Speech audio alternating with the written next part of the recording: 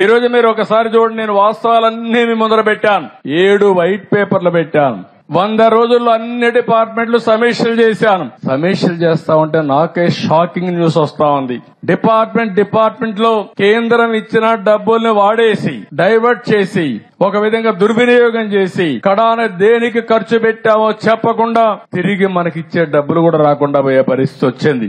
ఒక ఉదాహరణ, panchayat రాజ్లో finance commission ఇచ్చే 990 కోట్ల రూపాయలు ఇవ్వకుండా ఇప్పుడు రావాల్సిన డబ్బులు 1200 కోట్లు మిగిలిపోయే ఇవ్వకుండా అడ్డం పెట్టే పరిస్థితికి వచ్చారు. ఇప్పుడు ఆ 990 కోట్లు ఇచ్చాను, 1200 కోట్లు వచ్చాయి.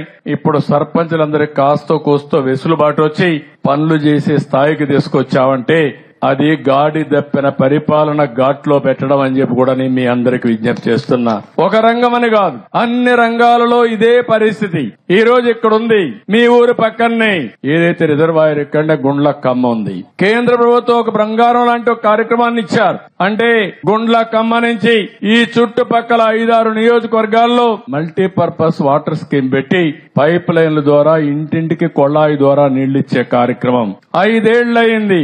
ఒక్క ఊరికి నీళ్లిచ్చిన దాఖలాలు లేవు. దీనికి వాళ్ళు ఇచ్చిన ప్రోగ్రాం చూస్తే మేము 50% ఇస్తాం, మీరు ఒక 50% పెట్టుకోండి, రెండో పెట్టుకొని మీరు ఎంతైనా పర్వాలేదని ఒక్కొక్క రాష్ట్రం 1,00,000 కోట్ల రూపాయలు ఖర్చు పెట్టే పరిస్థితికి వచ్చారు. కొన్ని రాష్ట్రాల్లో 70,000 కోట్ల రూపాయలు ఖర్చు పెట్టారు సిరిసగ వేసుకొని. దీనివల్ల ఇంటింటికి కొళాయి ద్వారా నీళ్లు ఇచ్చారు.